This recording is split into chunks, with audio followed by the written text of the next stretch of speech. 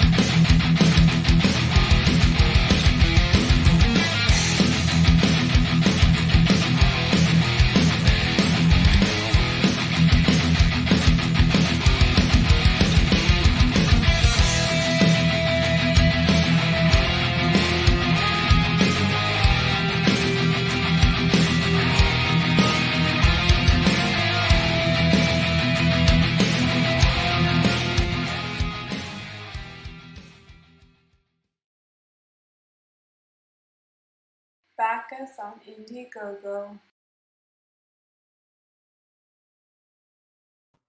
Well, hello, everybody. It would help if I actually had the button pressed. He tried. He was like, I was like, damn it. Why isn't it working? It is Wednesday, which means it is Wacky Wednesday on the Dennis and Andy show. New Funny Book Wednesday. Yeah. I did. I went and picked up my books as usual. I got all my brand new indie, great reading for the week. But most importantly, I still had time to write a little more for this guy to draw. That's right. And Dave Landau, who introduced us, we'll be seeing him and Steven Crowder live from Nashville on Saturday night. So I'm looking forward to that. Randy Howell in the chat, thank you for posting the link to Kor-Drath. Go back it now. You could be the one that cracks the $65,000 barrier for us. We're only $158 away. So do that. We're closing in on the 70,000 barrier, which will get you that brand new spanking world map of the Shattered Reach. That's right. Hyper Kaiju, yo, what is up? Marcus is in the house. Here we go. Dave the Space Wizard, let's go. That's what I'm talking about. Let's do this. Tech Zombie, hell yeah. My man Rob Hunter, Kor-Drath is the coolest. Thank you, Rob. Super appreciate that, brother. We'll have to have you on the show one time coming up here soon. Blackjack, hail CG, hail to you. So we do have a guest today. As always, we like to bring you guys a different guest every week. Somebody that's new to the scene, not to comics, but just to the crowdfunding scene and stuff. Or maybe it's somebody that has been around for a while that we just want to bring on and talk to. But this guy is new to the crowdfunding scene, but he is not new to the business. He actually, put it this way, when I was going up to DC Comics, showing my my samples to the likes of Andy Helfer, I remember seeing this gentleman's pages in Andy's office, and Andy looking at him, getting ready to send them out to the letterer. Without further ado, we are bringing on Chris Wozniak. Hello. Hey, how's it going? Hey, did I pronounce your last name right, by the way? Yeah, Wozniak is fine. Wozniak, there you go. My brother says Wozniak. I have no idea why we're related. He just really took it upon himself. Yeah. He just wants to mess with. He's like, no, I I'm have say it this way. no idea why. Yeah. This But feels like an epic match, one in each corner, but only one can be pronounced properly. That's right. I think I'd win. Yeah. So that Yeah. you mentioned Andy Helfer's office. That's a memory. Going back there. Yeah, Spent a you were working on. I remember it vividly because I was going up there with Bart. I was in the Kubert school still, and Bart took me up because he was dropping pages off for Justice League Europe. Bart Sears. And yep, Yeah, I have a and Bart Sears story. he introduced me to Andy, and I showed him samples and stuff. So yeah, Yeah, that's funny because Bart was doing character designs, I think, or toy designs at Hasbro.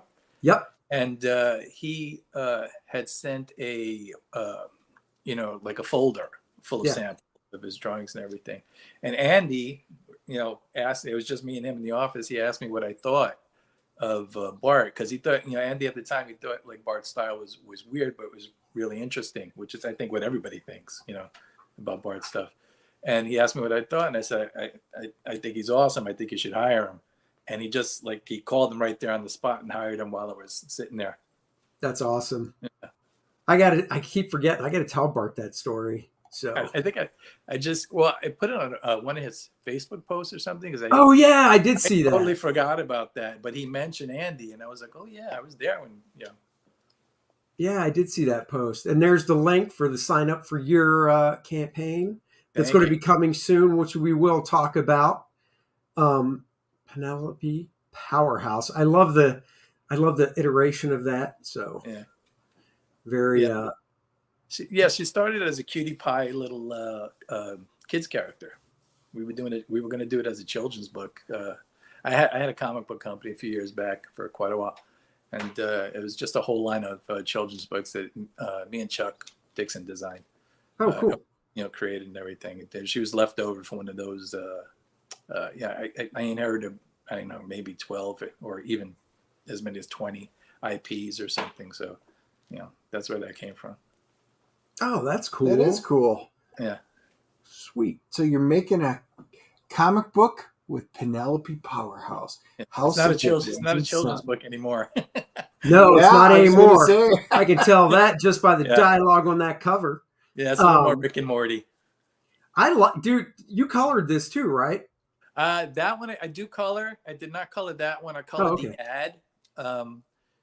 On the whole book, though, I'm doing everything myself. I'm writing, penciling, inking, lettering. That's my packaging, everything.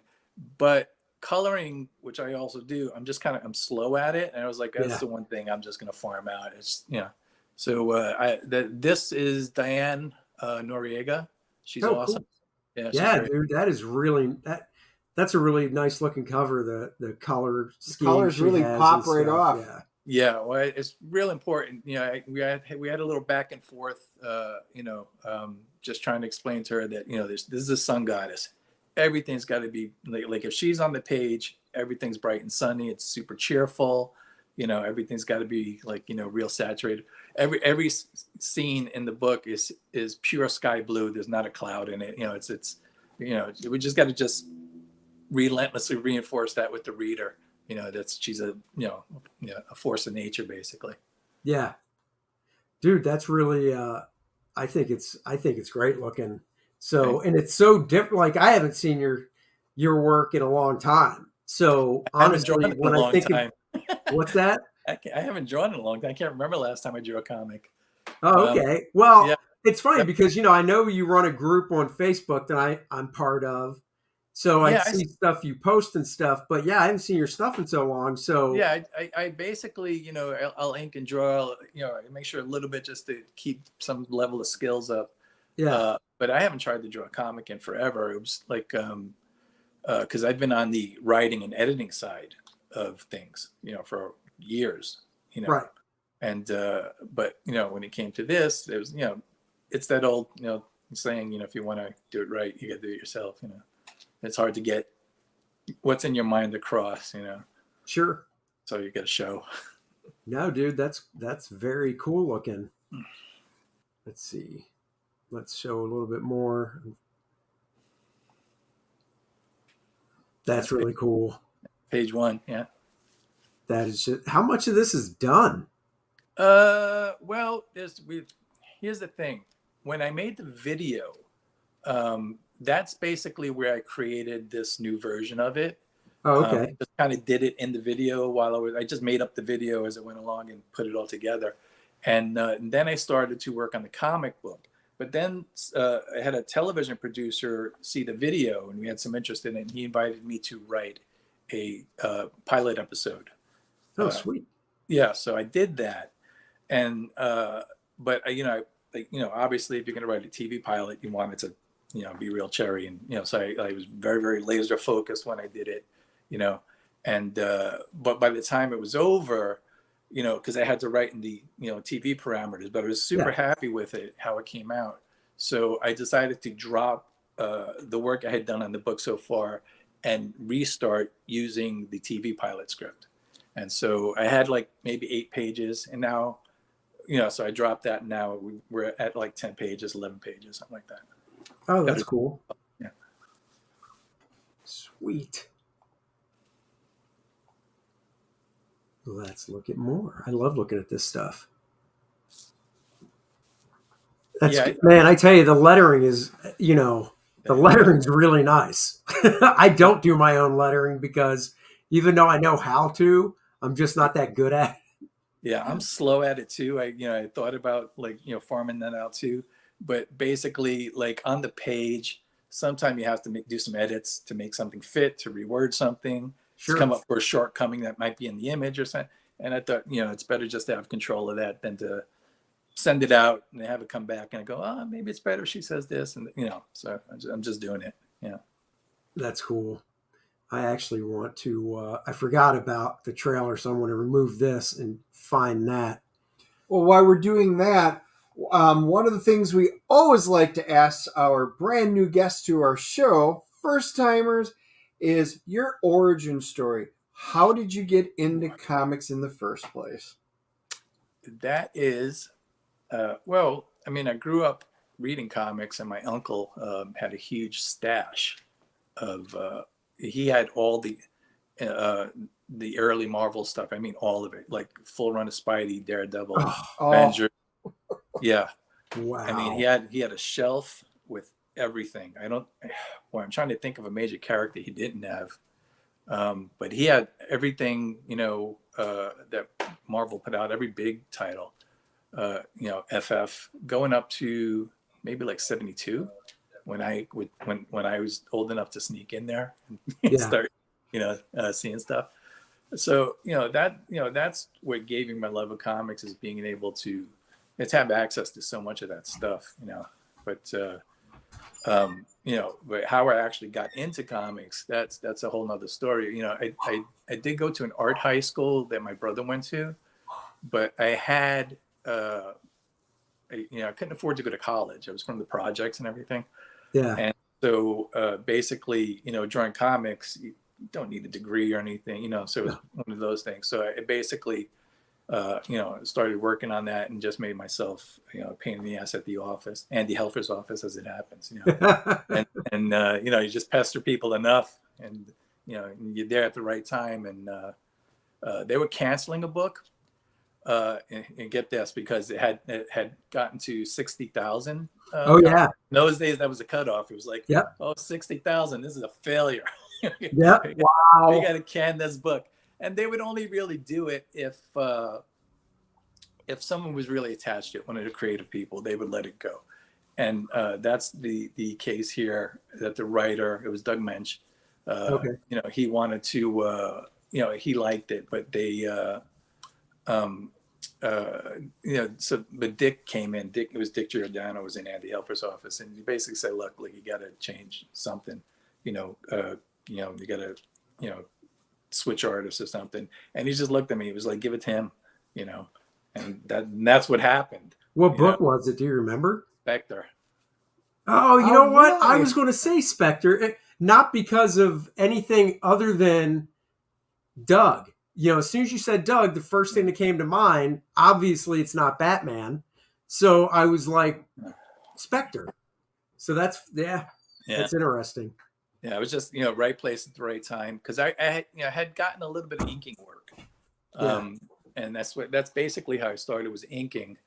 And then I made the mistake of showing penciling samples, and they were like, "Oh, you can draw too?" And I was like, "Yeah, not what well, but I'll have a stab at it." And it was one of those things where I happened to be available when they were looking for somebody, and I started getting some penciling work. 42, which one? Bronze Age Kid. Let's see, what do we got here? Bronze Age Kid. I was a big fan of your DC stuff. Well, there you go. Thank you, Bronze Age. Thank you. It was real nice. Yeah, so do you remember what one of the key first books that just got you hooked was? On as far as like being on the reading side of things? Oh, Spider-Man. It was like I said, my uncle had everything. He had a full run FF. Kirby weirded me out. I couldn't grasp it. The style was too strange for me. It took me years and years and years to warm up to Kirby. I like Buscema and stuff like that. I like I like the it was the beginning of that second wave of Marvel guys that came on. They were prettier. They were the guys like Romita. It wasn't Ditko and Kirby. Now it's Buscema, Romita, Gil Kane, more. Yeah, that type of thing. But he had everything. But it was always Spider-Man. Spider-Man took place in New York City. I was from New York City. It was Spider-Man was always my guy, 100%. And that's where it all came from. He had that one cover, issue 151 and 152, where he's in the sewer in the water. That's my favorite cover of all time. I would stare at that for ages. And and that's what it was. I was sneaking into my uncle's room, and where I wasn't supposed to be.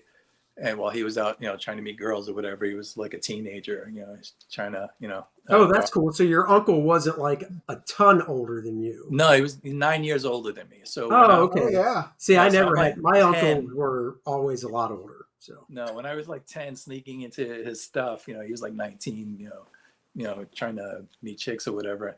And so, but I always knew when I was in his room going through his collection that it was unlimited time. It's like, he might come back any minute and catch me. So, I basically, Spidey was my favorite. So I always gravitated to Spider-Man, made sure I covered that I got some Spider-Man reading in. And then, if I had time to explore, the other stuff, then I would. So, but, Spider-Man first. And then after that, Avengers were, especially in those early days, it's funny because that 151 you're talking about, besides that great cover, the inside is by Ross Andrew, inked by John Romita Sr. And it's just, like I love Ross's stuff, but when John Romita Sr. inked it, oof, it was just so Ross. good. Yeah, Ross is my favorite Spider-Man artist. I mean, I grew up reading that stuff. Yeah. And Ross actually drew his last drawing in his life was a Spider-Man drawing for me that has since been stolen. But no way. Oh. Yeah, as a real shame. But I knew somebody that knew him, and it was like I begged him basically, and he called him, and it was like a couple of weeks before he passed away, and it was a really nice Spidey sketch, pure Ross, and it's a shame that it's not around. Wow. Yeah. So your uncle's collection, does he still have it? Oh no, I think no. No, I think he took it all in one fell swoop and traded it in for a Camaro or something. Are you serious? Yeah. Well, it's funny because Aaron Lopresti used to have a complete run of Spider-Man, except for, I don't know if he started with number 2 or it started with number 6, but it was really early on, and he didn't have, the very beginning, first few issues. And I remember him saying that, he knew he probably would never get, Amazing Fantasy and Spider-Man 1 and 2 and stuff. So he sold the whole run and was able to get his pickup truck that he has now. I believe that's the story. Yeah, so. That's those are hard choices, and and with all the reprints and everything, it's you're sitting there going, oh, I could still read them, but I could also have a pickup truck. It gets hard. Oh yeah, I mean, I guess I'm lucky that the only things I have whole runs of wouldn't buy me really much. So I mean, I've got the Oh. whole Captain Marvel run that Marvel did in the 70s. So that whole run would get me. It's not getting me. Well, it's getting me a cheap used car, really cheap. Yeah, I do have an entire run of Savage Dragon from beginning to present day, but I don't even know now, honestly, if I sold it off, I could buy a Big Mac with what I'd get. So, and that pains me to say, but well, the Image books, they've basically, licensed the hell out of everything else already, So Yeah. that's probably the next, the next tier of superhero films or anything is going to be those guys. Yeah, I mean, we saw a Spawn movie and stuff, but all the Rob stuff and whatever. It's one of those. They're going to milk it until there's no more money in it. Right. They're going to keep going, but the Marvel and DC stuff's all spoken for. So Yeah. So Dan Lawless, I don't know if you guys have ever met, but he says he's enjoying your work, and he says it looks outstanding with your drawing and inking. So thank you. That's very nice. Yeah, if you haven't drawn like daily in a while, and you got to go back to it, it's intimidating. But it's like a week, and then you're like, oh yeah, I remember how to do this. Yeah. Well, Chris, I'm an X-Men fan. That's what I grew up on, and I am also a completist. So I did go all the way back to get my X-Men #1, and then I have all the X titles. So all the variant covers, just about. I think there's a few smatterings of a couple of them that I don't have, but yeah, that was mine up until about 2 months ago, when they crossed that line, and I ditched all my. I canceled my entire subscriptions to all Marvel and DC characters. I'm strictly independent now, but for 44 years I collected X-Men. So yes, I'm kind of in that, and it's kind of heartfelt. If you sold your entire X-Men collection, you could pay your house off, and I bet that would make your wife extremely happy. Wouldn't make me happy. If I had to money you'd be saving every month. If I had to let him go, I'd definitely hang on to the Neil Adams run and then the John Byrne run.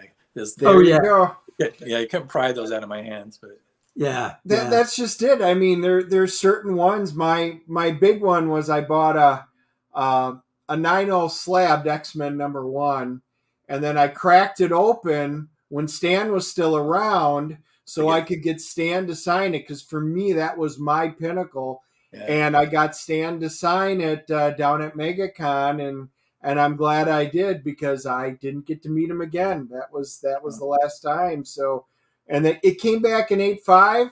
I lost a half a point, but it was happiness for me. Yes, I would have done that too. Oh yeah. To get for Stan, for sure. Yeah.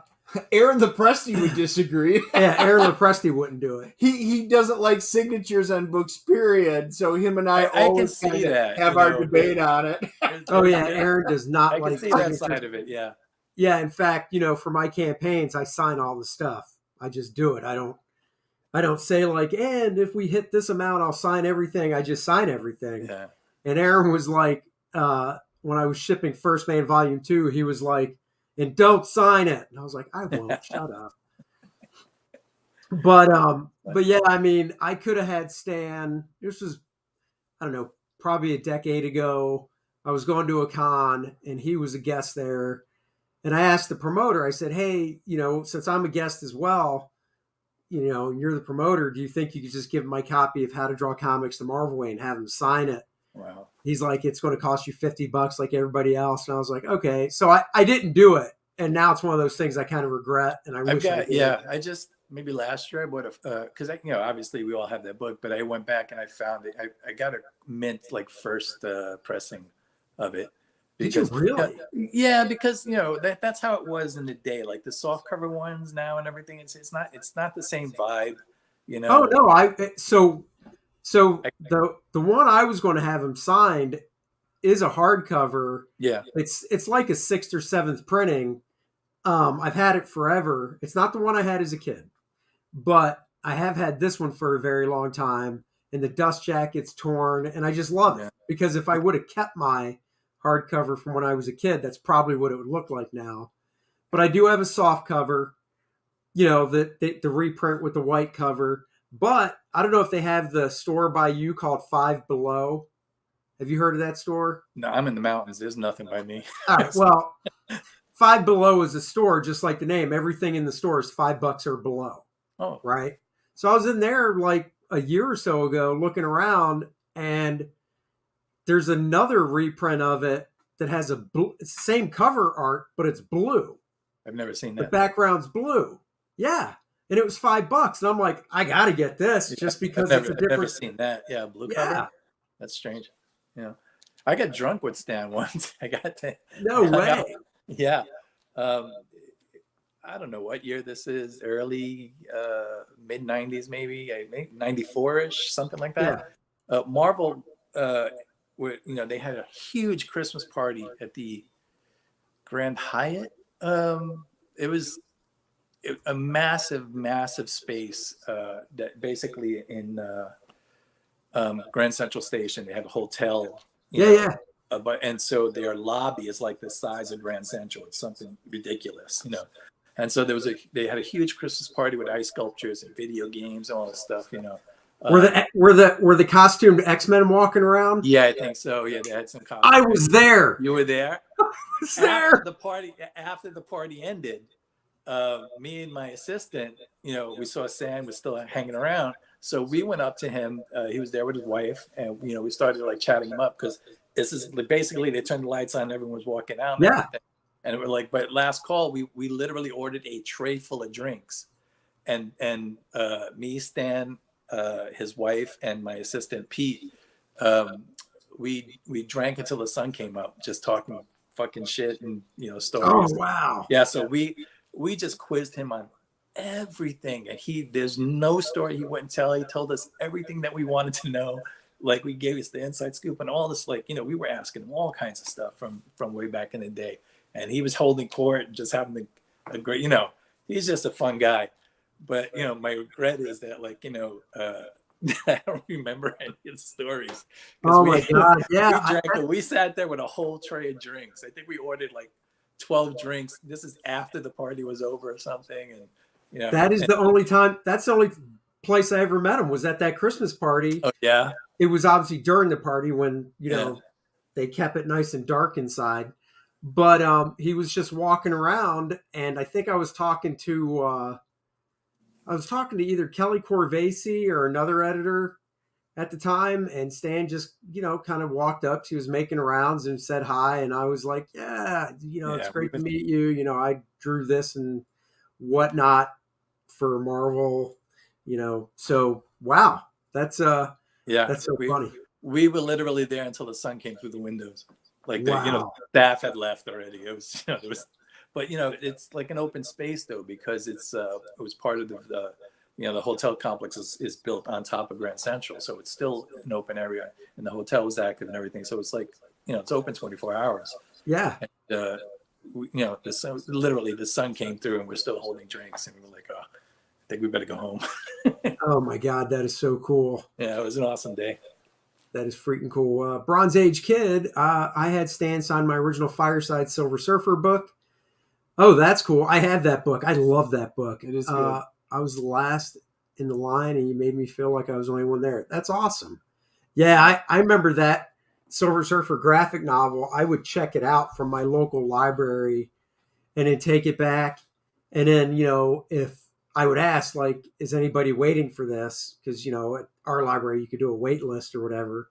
And if they said no, I'd be like, I want to check it out again. Because back then, I think there was only a week or two you had to, you could keep the book for. And I would just check it out again. That's what I did with the Marvel Way and other stuff too. So Fireside books were super, super important. With the painted covers and everything by Romita. That was the first time I think I'd ever seen realistic superheroes. And you would just stare at those forever. I have all those books here. I just got them about a year ago. But it's I got those for Christmas, that year that they first came out. The Origins and Sons of Origins, and I got a copy of How to Draw the Marvel Way and like Origins, and I think my brother got Sons of Origins and something else, you know. But it was huge, you know. When you're like 10, those things are, you know, you just never forget them. You know, they're, you know, the superhero stuff was like, you know, hard to get. Any kind of merchandise, you know, you know, the toys were, you know, we had Mego figures and stuff like that, but it wasn't like everywhere, you know, it wasn't, there weren't that many, you know, there was a Spider-Man board game, you know, maybe a Fantastic Four board game. There wasn't like, you know, these days where you can just get whatever you want, you know, any kind of merchandise in those days was huge. But I was going to say, to piggyback on what Bronze Age Kids was saying about Stan, you know, I remember seeing him there, and Stan had been there just talking to people for hours. And the handlers came up and they were like, Stan, you need to take a break. So we're cutting the line off right here. And it was between two people. And, you know, everybody behind him was like, oh, man, we've been standing in line. And Stan turned and looked at him and he goes, no, we're not. Every single person that's standing there in line right now, I'm going to talk to. I'm like, no, Stan, you've been in there. No, you can stop it after that last person, but I am going to sit there and talk to every person. Yeah. I mean, I love Stan. He was, you know, what an ambassador for the whole industry and everything. But, you know, just the personality and the charm of the guy was just infectious. You know, like, you know, that guy who was in the, you know, bullpen letters and everything. That was the guy who he was. Around town. It was, you know, he was just an awesome person. Yeah. Yeah, I mean, he wrote exactly how he talked, which was great. Yeah, he's that guy. You know? I mean, he was that colorful and that engaging, and that, you know, that's the whole thing about Stan is like that, you know, the you know, the pitch man, you know, for Marvel. That's who he was. He was that guy. He wasn't like putting on an act. I mean, you know, Stan was like that in person. You know, and 1,000% genuine. It wasn't like, oh, let me put on an act or something. You know, it's just who he was. You know. Yeah, totally. All right, let's. I got your campaign up. I want to watch the video, so I got to share the screen again. This time with audio. There might be like 20 seconds in front of it where it's me. You know, you could probably skip ahead of that. Yeah. Well, let's take a look. Since I'm here. That's right. I love that angle, by the way, on her you got going on that there. I colored. That's my coloring. I do. Oh, that's nice. Excellent. Yeah. All right, let's do this. Hold on, I gotta undo this. We are gonna watch a teaser trailer that I made. It's an animatic video. It's a little crude. It's for fans of South Park or Archer or Rick. You're right there. All right. Hi, my name is Morgan Despair, and people say I'm the gloomiest, most miserably dire high school student in all of Sunnyside, Nebraska. And okay, maybe they have a point there. And this is Penny Pretty, better known as Penelope Powerhouse. And as you know, she's America's solar-powered teen superhero sweetheart. Penny represents all things wonderful and good and righteous and true. She has millions of fans all over the world who love her to death, and of course they do. Penny has perfect smile, perfect hair, perfect tits, and the perkiest ass anyone has ever seen. And she's even environmentally friendly. That's right, she farts pure hydrogen. One of us is the nicest, most kind-hearted person in the world. The other is a fucking bitch monster of galactic proportions. Naturally, we hate each other.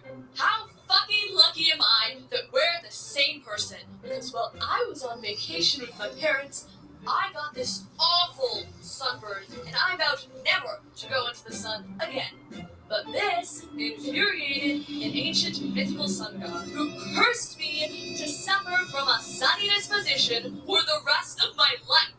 So by night, I'm my normal, wonderful self, but with every waking sun, solar-powered Penny takes over my body. And now, no one can see me or hear me while Penny spends every day ruining my life. You see, Penny Pretty, the super wonderful queen of virtue, got everything in her unlimited superpowers to irritate the living shit out of me.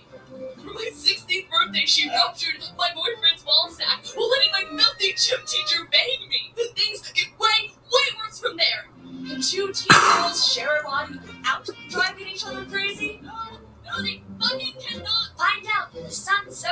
Adventures of Penelope Powerhouse, a brand new all-original graphic novel from full-blown psychosis. Oh my God.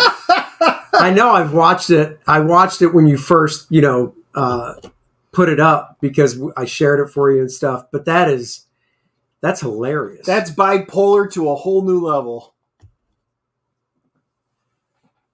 Uh-oh. Oh, your mic's off.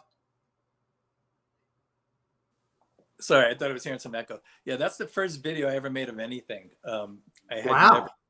I had, like, as I was making that video, I was basically inventing the story and the character and everything, but also figuring out how to animate things and record sound. I didn't know any of that. It was just like, I guess I'll figure it out. Dude, that came out great. It did. That's cool. I'm looking forward to that because I think it looks really good. I like the concept and stuff. So, yeah, that's funny, man. Yeah. Well, I mean, yeah, it's what I like to do. I like to do like the fun stuff. Yeah. I was just thinking, like, I've got all these characters and IPs, of series that we were doing at my other company. And, I was like, what would I want to do? And I was like, yeah, I want to do humor, So yeah. I took the children's character and I just, I made it all grown up. And, so was it the same premise when it was the children's character? No, not at all. She was just a cute. I was going to say. Well, you could still have her being the same. She wasn't the same person or anything. That's totally like that. No, it was nothing like that. She was just cute little superhero that helped, empower little girls, and it was just a wholesome little cutie pie book. Oh my God. Yeah, but I was like, well, I'll do it my way. Dude, I could totally see that animated like Archer is and stuff. Yeah, that's what we're hoping for. It's got, I think it's got all, I love the script that I wrote for the pilot. I think it's super rock solid. I think story-wise that everybody's going to be very, very, very happy with the content. And it's a complete story. It's not, it's a one-shot. It's, you get the whole thing in one book. But yeah, I can't wait to draw that last panel and put this one, like, all together. Cause I think, I know when I write something good, and I was like, everything in this one just bang on perfect for me. It's like, I'm super happy story wise. Yeah. Drawing's hard work. Are you drawing it all traditionally or are you digital now? Mostly I am now digital to save time because I'm doing so much. To keep everything in the, I'm actually just drawing on this iPad that I'm looking into right now. Oh yeah. Usually what I prefer to do is draw on paper and then maybe ink digital because, lettering and everything, it's easy to finish a page for me to do that digital. But, I just prefer old school art. I'm happiest when got a crow quill, on the board and everything. But when you're doing so much of the publishing and all this other stuff that goes with it, the marketing and the crowdfunding and everything, you want to cut corners where you can to try to move things along, because you don't want to spend forever on it. You want to get it done. Yeah. No, I hear you. I mean, I'm doing First Man was half, whereas I drew it digital, but I inked it traditional because I just love having original art. And but Kor-Drath so far is all 100%. I just take out the board, take out the script, thumb down, and start drawing right on the board. So yeah, so that's but then you got to bring it into the digital world to finish it too. And it's there's always. But I mean, but honestly, you're right. There's the extra step of scanning and stuff, and then doing a little bit of touch up here and there for. But then you have a piece of artwork, and that's a whole nother thing to have a page. Yeah, that's just it. It's it's a material possession. It's not like if you draw a book digital, you've got some files, and it's like not having anything. That's right. Weird, It's just and that's why with First Man I did it. Basically drawing digital, inking traditional, and when they're done, I was like, had a stack of paper that was like, man, that's the whole book right there. Yeah. And I just, we broke in. I broke in 91, and I just, old school, love paper. So yeah. Okay, I mean, it's the difference between like, doing like hands-on craftsmanship. It's you feel more like a carpenter or, Right. someone who works in the real world when because in those days we were taught by everybody that learned it from Yeah. someone, a real letterer, a real inker, a real guys who work with dip pens and Yeah. brushes and even to be bad at it, you have to be at a certain level, Sure. and these days with, digital cheats and everything, it makes it easier for people that, don't have that full skill set, to make things, music, anything, just Yeah. computers, make, apps and everything. But, everything's a trade-off, it's like, like anything else. Yeah.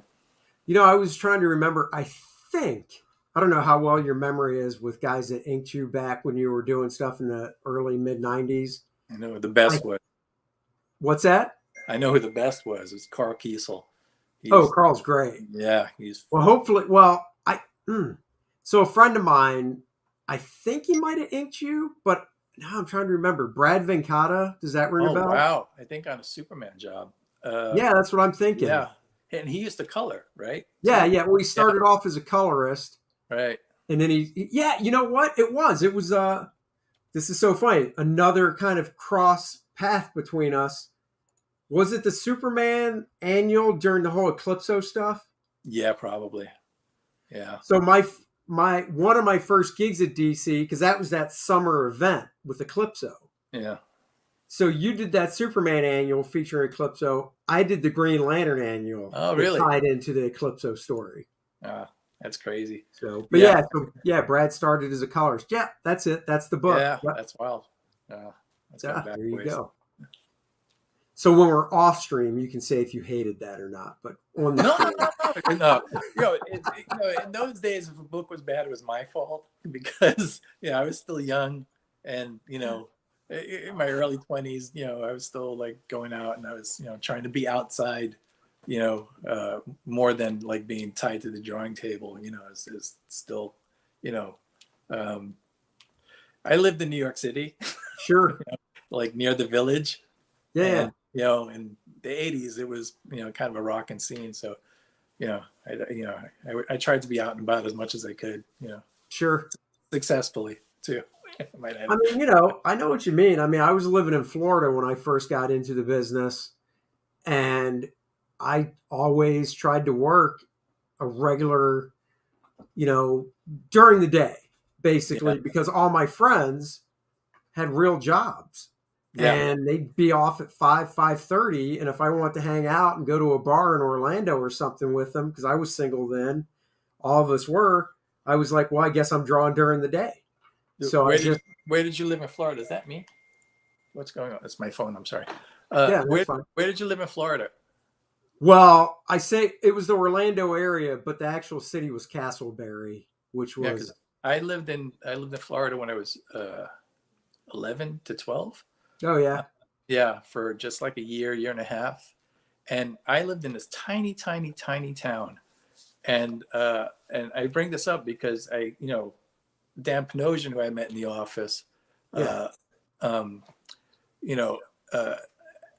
mentioned he was from Florida. And I was like, oh, I live in Florida. Like, and he was like, oh, well, where? And I said the name of the town, which is called India Atlantic. It's if it's 8 blocks, I'd be shocked. It's the tiniest little place in all of Florida. And he was like, get the fuck out of it. Because that happened to be where he was from. And I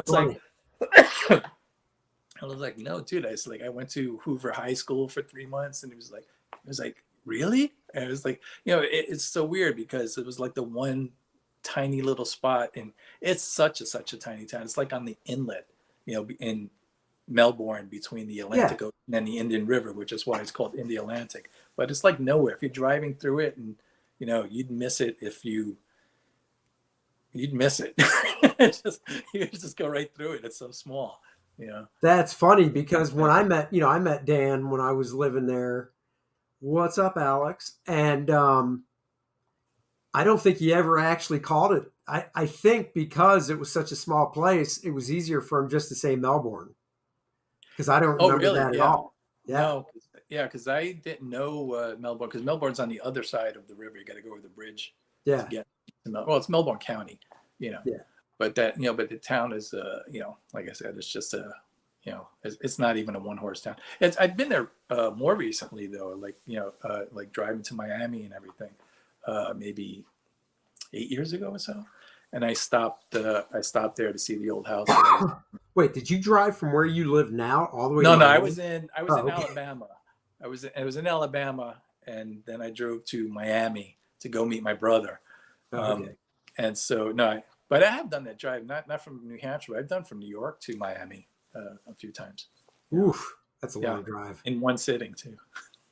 Well, I mean, when I was, back then, I would drive from Orlando to Maryland, where I grew up, to visit my parents and stuff. And it was like 12, 13 hours. Same thing, just one sitting, just stop for gas, and that was it. But yeah, and you'd be surprised, how long Florida is, because from New York to Florida, you're like, oh, we have Florida, but then to get to Miami, it's still the rest of another day. Totally. I think from the top of Florida, the Georgia line to Miami, that's at least another 5? It's 6 hours or something. 5 or 6. That. No, I'm not 100% sure, but I know I was tired, and even went to Miami was it was daunting, but Yeah. Plus, 95 sucks. It's always bad traffic. I mean, chances are we used to go down for all the conventions and stuff, and I dread driving down anywhere down there. And we were just at the Keys a couple of times, and traffic in Florida, is rough, because I've got a 10-year-old. I'm a single dad, so taking her to Disney and stuff like that, and trying to drive around Orlando and everything with all the tolls and everything coming in and out. It's a hassle. Yeah. Let's look at some more of the pages you sent over. So here's some more stuff. So we're just going to be showing some more art from Penelope Powerhouse. The link is in the description. Randy's been posting it like a champ. If you haven't yet, go sign up to the email list for it so you can be notified upon launch. I think it looks fantastic. It definitely looks like a really fun book. It does. And dude, the lettering, man, I'm jealous. I cannot letter that well. I just have to. I hear you. I just, I'm kind of like, I work with, and people that watch the channel know this because I always say it, but I work with my buddy Steve Dutro, who I went to the Kubert school with, and it's kind of like when I was growing up. Well, when I was a teenager and driving, I'm the type where it's like, oh, I need an oil change, I'll go get it done. Whereas my brother's the type going, oh, I'll just do it myself. And I'm the type where it's like, oh, I need something fixed around the house. I could probably figure out how to do it, but I'd rather have somebody come and do it, because then I feel like, I'm hiring somebody, they're getting paid because they need to work and whatever. Whereas my brother's the total opposite of me. He's like, I'll figure out how to do it myself, and that's when it comes to lettering, I'm just like, it's the same with the coloring. It's like you can color, I can color, but it takes me so long. It's just not. It's not worth it. Yeah, I did a few pieces to give my colorist an example of what I was shooting for. I wanted very, very bright, open, saturated look, and like I said, you could see, the skies are always blue. It's always, and there's always a little tiny bit of a glow on the Penelope character. Yeah, there's no K-tones anywhere in the book. We don't shade with gray. That's against the rules. We just want to keep everything saturated. So if she needs to, do some shading or something, she's got to use a purple or a blue or something. No K-tones, which are gray tones for everybody. Right. In commercial art. Thank you, Andy. Well, I know you're not an artist, so I wanted to keep you in the loop and didn't think we were talking over you. Whoa, K-tones are stick figure. The CMYK. That's 4-color process, Dennis. Yeah. And wait, cyan, magenta. Yeah. Wow, he just mansplained it to me. I did. Just because it's on the top of my mind. Chris, how tall are you? Tall? 5'10", I think. Oh, you're my height. You're Yeah. you're a normal sized gentleman, Yeah. unlike the freakishly sized monster I'm sitting next to. All right. How big is he? I'm only 6'1". It's not like That's I'm not that too bad. tall. I My thought you were girlfriend's brother 6'2". is Are 6'4". you Are you? No, Deducting I some now? am shrinking. No, I've always been 6'1". You know, I've got a friend that's 6'7", and then we've got a friend who's 7'1". So No. yeah, Really? so it's great when we do the conventions. You know, I have these huge Wow. racks because we did toys and comics, and then Big Carl, everybody. Oh, So Carl, shout out yeah. to Big Carl, and I'd have to Carl. go get my stool to go stand up. I'm 6'1", so I'm not short, but you know, I'd have to get a stool to go stand up and pull everything off. Carl would be like, "So little man, do you just want me Wow. to reach up there?" And he'd just stand there and hand them to him. Like, dude, you just saved me all this time. Thanks. Yeah, Carl. You're talking about Carl being 7'1", Yeah. right? Yeah, Carl's 7'1", dude. When he's at a convention set up, Wow. you can see him from across the way. Funniest guy too. He's just a blast. I always buy some old great indie comics from him. He's always got some of the best old stuff. So you look up to him. Yes. Now, did you understand what Alex put up there? Yes, I did. It's a D&D term. Wow, I'm so impressed because I didn't want to have to mansplain what a +1 mace would be. You don't. What's up, Luke? How you doing? Luke's in the house. So what does Mr. Chris like to do in his spare time when it's not funny books? What hobbies do you have? Oh man. Well, you know, I live in New Hampshire, and where it's gorgeous. Like it's a scenic drive in any direction where I live. So you know, when the weather's nice, we like to be outside. You know, Yeah. so it's you know, I like to be at the lakes and everything. Because once winter starts, it's harsh.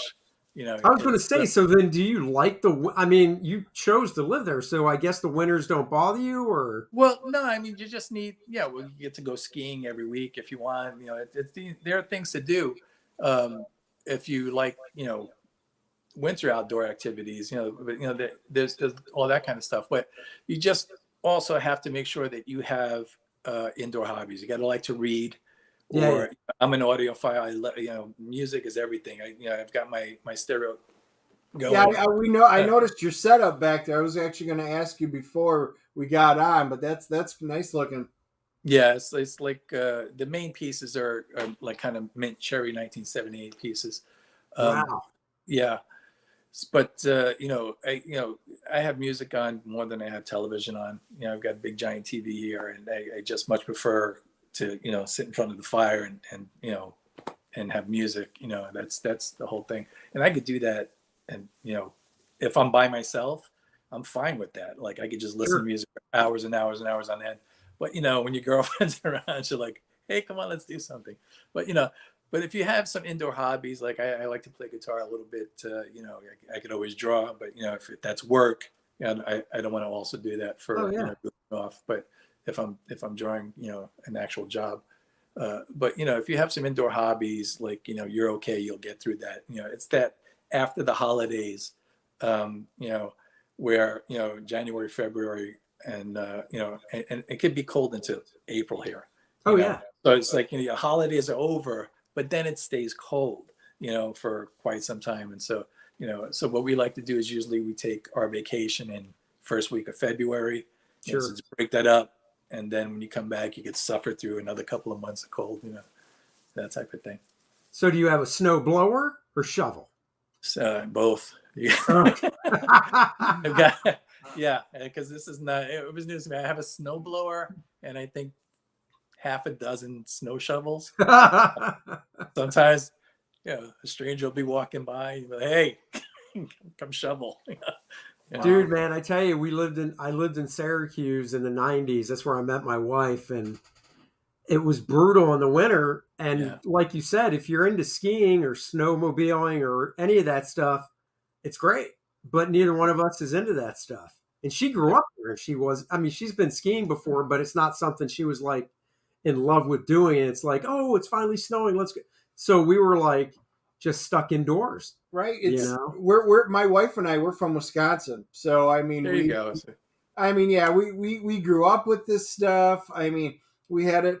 Snowbanks were so high you could actually tunnel into them and stuff like that and make huge forts. I mean, that's just the way it was. And we moved around for work, so we've moved 15 times over the Wow. years, and we landed here, and everybody's like, "Oh, once you guys get to Charlotte, you're never going to leave there." I'm like, I don't know. Yeah, within 6 months, we were like, "Oh my God, we get all 4 seasons." But we only get snow once or twice, maybe 3 times a year, and it's not that much Yeah. usually. And we're just like, you know what? Yeah, we're done. So we stayed here, and I've got my 2 shovels from up north, and that I got rid of everything else.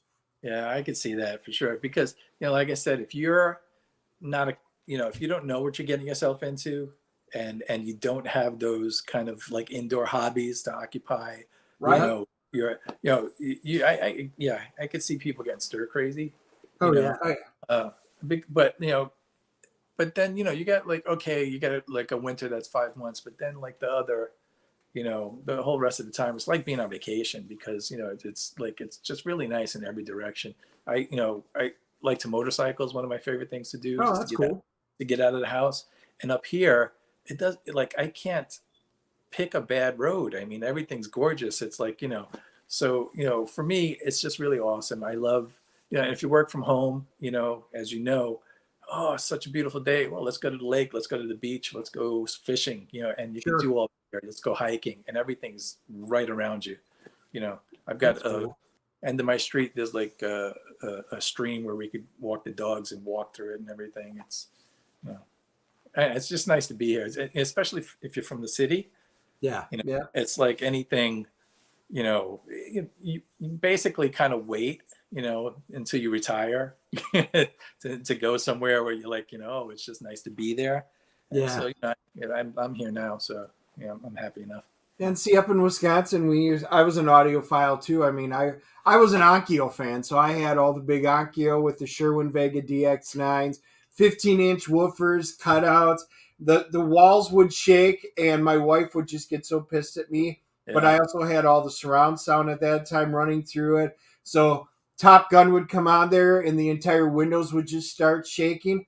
But that was winter. I loved it, Yeah. and I could sit there and do it because all my music I could play all day long. And then I had kids. Yeah, so That's I'm right. old school. I only do stereo, and Yeah. above that, up here is a subwoofer, and even that's like a little taboo, for the old school guys. Yep. But I need it for certain records that don't have that bottom end, and because also I grew up, in the 70s where Yeah. there were block parties and disco and everything, and if that bass is not in there, the room's got to move. Yes. Oh, you yeah. know, for you to really experience music. It's got to hit you in the chest. I hate these little headphones. Yes. Like it's got to be Totally pushing agree. air. It's literally got to be pushing air. If you're not feeling it through your whole body, then you're not listening to music.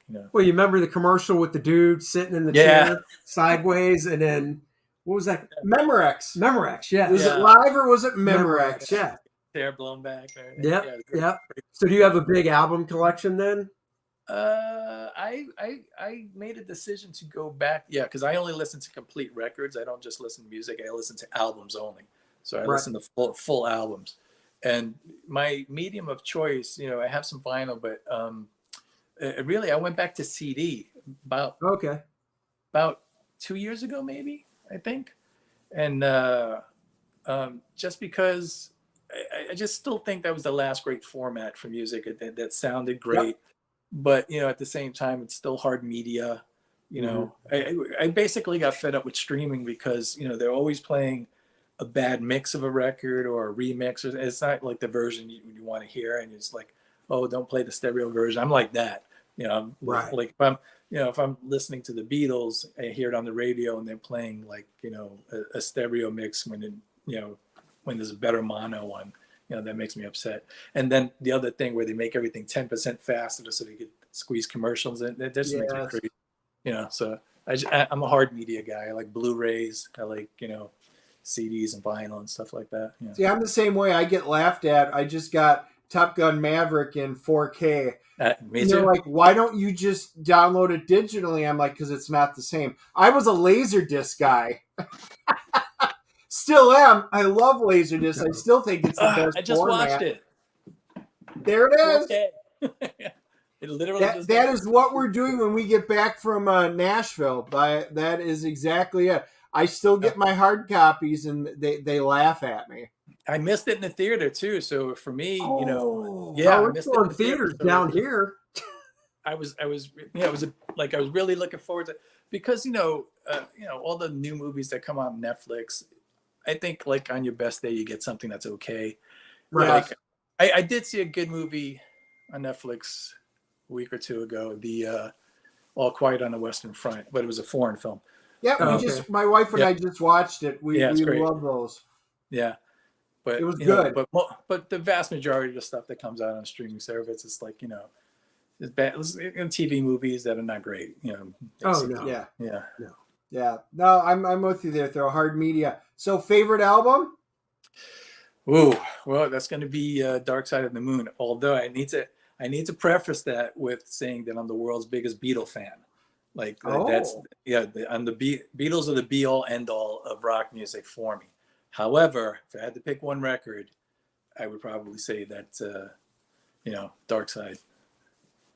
Wow, that one record is spectacular. Nice. Yep, I do enjoy it. My Operation Mindcrime, Crean's right. Oh, Metalhead. Yep. Oh yeah. I am. I mean, everything glam. Mindcrime. They ever since the early '80s heavy metal explosion out in L.A.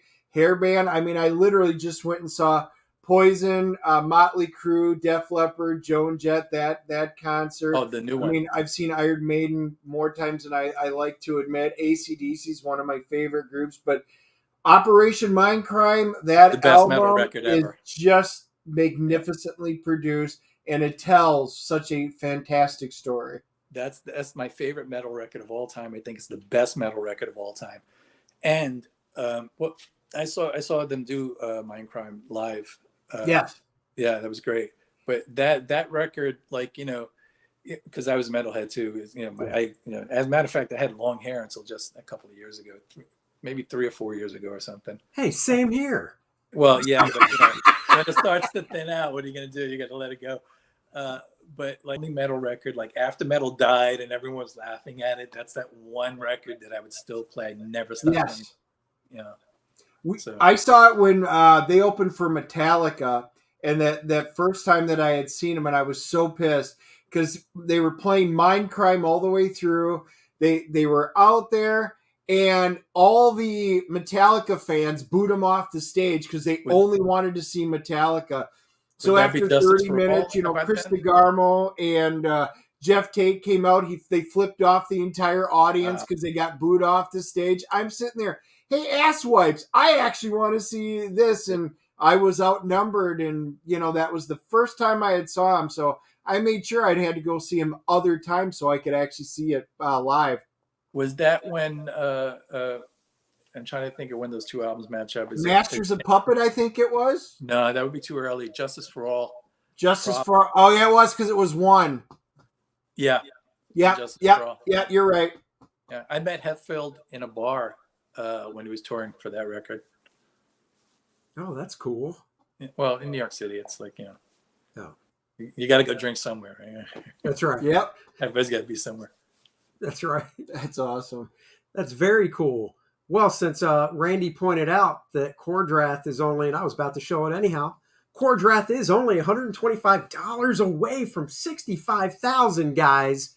Killing it. Let's get on it. And you know what? Share the link. We have been shadow banned. Yep. So we are very not happy with them with this. So you guys get to help us out by sending the link directly to everybody you know. Make sure you back this because you know what? If they don't want to promote it, we'll promote ourselves. That's right. Even more is what we should say. Lots of stuff here to choose from. 5 different covers, 2 different t-shirts, a beanie. Who doesn't need a Kor-Drath beanie? Speaking of heavy metal, look at that. Look at that t-shirt. Look at that shirt. You got the Bud Root t-shirt. Look at that variant cover by Mr. Bud Root. Like I said, the beanie. Get yourself a nice Kor-Drath beanie. Tons of stuff to look at. Guys, go check out the campaign if you haven't yet. There's a couple pages up there in full color with lettering so you can actually read a little bit as well. More pages have been sent to the colorist, so we're just waiting to get those back. This is one that is at the colorist right now, and the page after this too is there, as well as page 1 is finally complete as well. So go check this out, guys. Give it a back if you would. If you already backed it, like I said, get yourself a t-shirt or something. Buy us a always beer stuff. because we will, when we get to the brewery, we will do our live stream when that's all done, and we will name off all those beers as Andy and I sit there and get drunk and talk to you guys. I mean, what more can you ask for in a live stream? Exactly. A drunk, stupid Dennis. My God. Only I've gotten to see that now. You can see it too. So Whatever. a drunk falling all over himself. But now we do have to let them know about tomorrow, because tomorrow is big news. Andy, the big Kor-Drath closeout is tomorrow night. As if you read our minds. It's like you read our minds. It is tomorrow night. Ignore this. This says 2 days left. Indiegogo is supposed to adjust that, so it actually will go in demand tomorrow night at midnight Pacific time. Because we will not be around this That's weekend. right. We are going to be in Nashville seeing Steven Crowder and Dave Landau live. And unfortunately, I can't clone myself, which I know you all would like, but there's only one of me right now. And his wife is so thankful for that, as is mine. And as am I glad.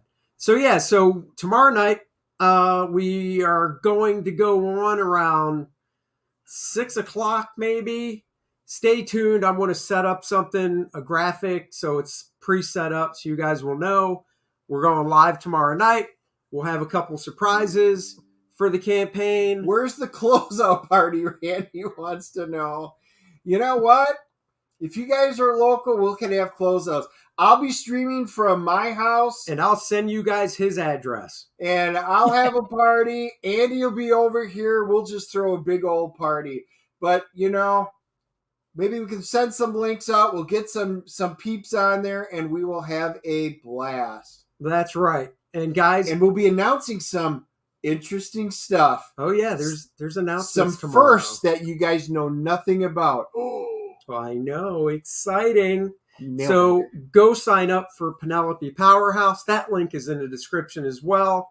Chris, thank you for joining us. Thank you. I hope it was good for you as it was for us. I need to go have a cigarette now. I'm spent.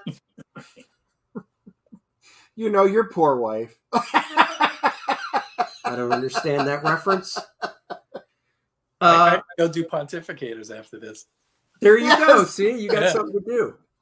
All right, brother. We will talk to you later. Next week, our guest is Steve Dye of Rocket Magazine. He's coming on. He's got Rocket Magazine #2 right now on Indiegogo. We're going to talk to him about Rocket Magazine. I got the first one last year. Looks cool. I love comic book magazines with articles and stuff like that. So join us next week at 5 o'clock as we talk to Steve about that. And until that time, we'll catch you guys later. Bye, everybody. Live long and prosper.